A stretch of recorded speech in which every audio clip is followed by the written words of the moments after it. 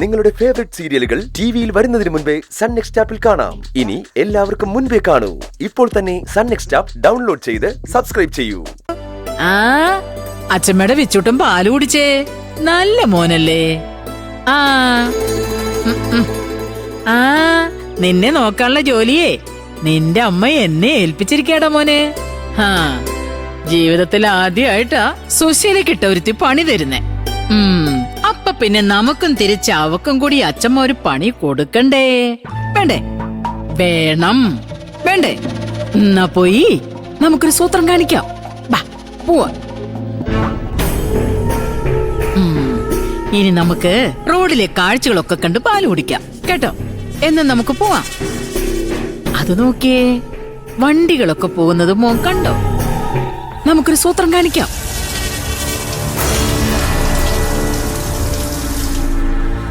നിന്റെ അമ്മയെ നിന്നെ നോക്കാമെന്ന് പറഞ്ഞിട്ട് കുളിക്കാനായിട്ട് കാര്യം തോന്നുന്നു.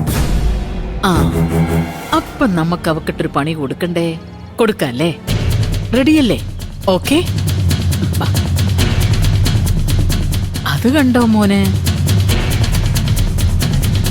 നിന്നെ എന്റെ കയ്യിൽ ഏൽപ്പിച്ചിട്ട് നിന്റെ അമ്മയെ നീരാട്ടിന് പോയിരിക്കുകയാണെന്ന് തോന്നുന്നു.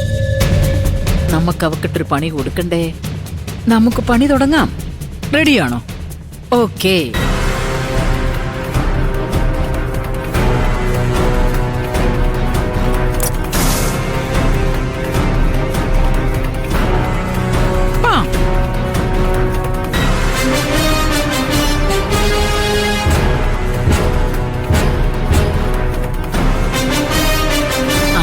ഇനി നമുക്ക് റോഡിലെ കാഴ്ചയൊക്കെ കണ്ട് പാല് കുടിക്കാം. പോവാം. വെള്ളം നിന്നതിന്റെ ശബ്ദം കേൾക്കുന്നില്ലല്ലോ. നോക്കാം.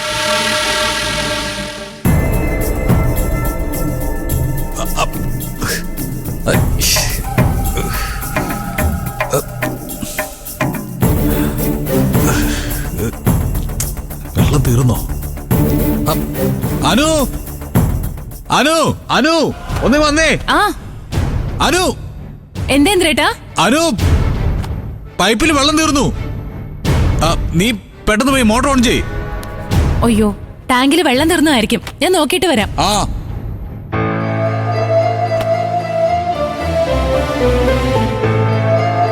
സത്യേട്ടാ, സത്യേട്ടാ, സത്യേട്ടാ, മോട്ടർ ഒന്ന് ഓൺ ചെയ്യാവോ? പെട്ടെന്ന് പൈപ്പിൽ വെള്ളം നിന്നു. ശ്യാമേട്ടൻ കുളിക്കുക. സത്യ, ഇന്ദ്രേട്ടനും കുളിക്കായിരുന്നു. ഒന്ന് പെട്ടെന്ന് റെഡിയാക്കാൻ പറ്റുമോ? അയ്യോ, ടാങ്കിൽ ഇന്നലെ ഫുള്ള് വെള്ളം അടിച്ചാണല്ലോ.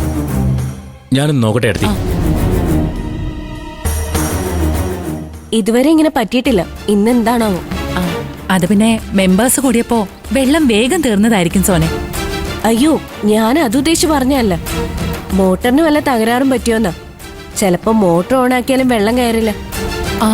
അല്ല, അമ്മ വിച്ചുമോനെയും കൊണ്ട് എങ്ങോട്ട് പോയി സോനെ? മുത്തശ്ശി പാല് കൊടുക്കാന്ന് പറഞ്ഞപ്പോ അവന് കഥ കേൾക്കണം. അമ്മ മോനെ എടുത്ത് ഗേറ്റിന്റെ ഭാഗത്തേക്ക് പോകുന്ന കണ്ടു. അതെ, ടാങ്കിൽ ആവശ്യത്തിന് വെള്ളമൊക്കെ ഉണ്ട്. ഇതിപ്പോ എവിടെയോ ബ്ലോക്ക് ആയതാ. 2 ബാത്റൂമിലും ഒരുമിച്ച് വെള്ളം നിക്കണമെങ്കിൽ മെയിൻ പൈപ്പിൽ തന്നെ ആയിരിക്കണമല്ലോ ബ്ലോക്ക്. അതെ, ഇനിയിപ്പോ വാൽവിന്റെ വല്ല കംപ്ലൈന്റ് ആണെന്ന് കൂടി നോക്കാം. വാ എടുത്തി നോക്കാം.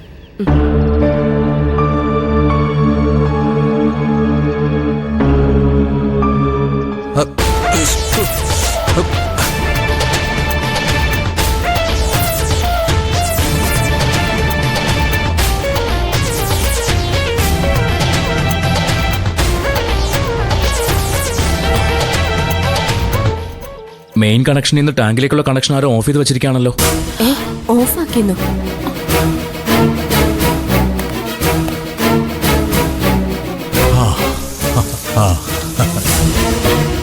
ഇപ്പൊ വെള്ളം വന്നു നോക്കിയേ. ഇന്ദ്രേട്ടാ, ഓക്കെ ആയോ? വന്നു വന്നു. ഓക്കെ.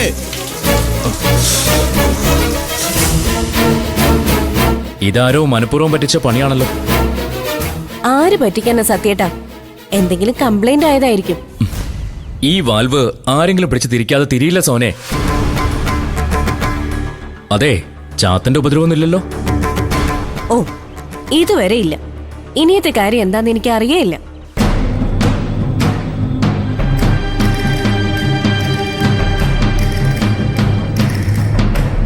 ചാത്തനാണെങ്കിൽ എനിക്ക് പണി തരാൻ നോക്കിയതാ സത്യ.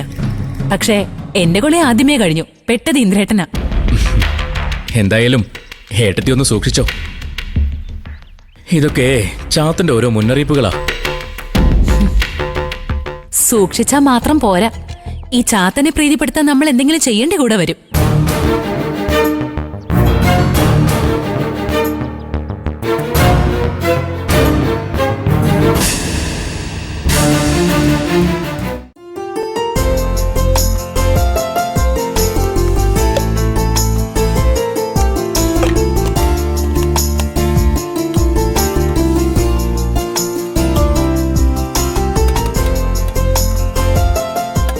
അനുമോൾ അവിടെ ഒരു ദിവസം എങ്ങനെ കഴിച്ചു കൂട്ടിയോ എന്തോ. അല്ല, അവള് വിളിക്കുകയെല്ലാം ചെയ്തോ ജീരു? അച്ഛനെ വിളിച്ചോന്നറിയില്ല ബാനുമ്മ. അനുചേച്ചി രണ്ടും കൽപ്പിച്ചു പോയതല്ലേ.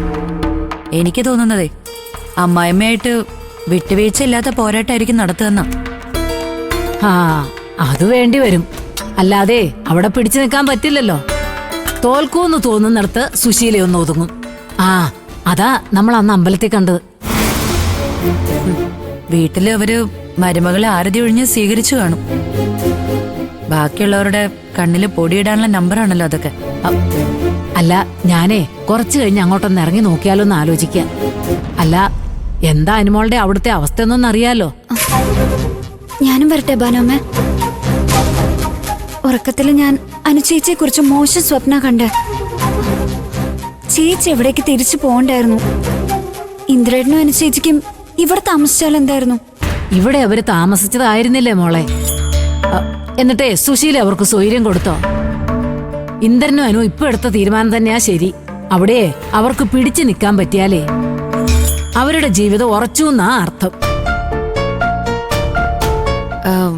അനുചേച്ചിയെ കുറിച്ച് നീ എന്ത് സ്വപ്ന കണ്ട?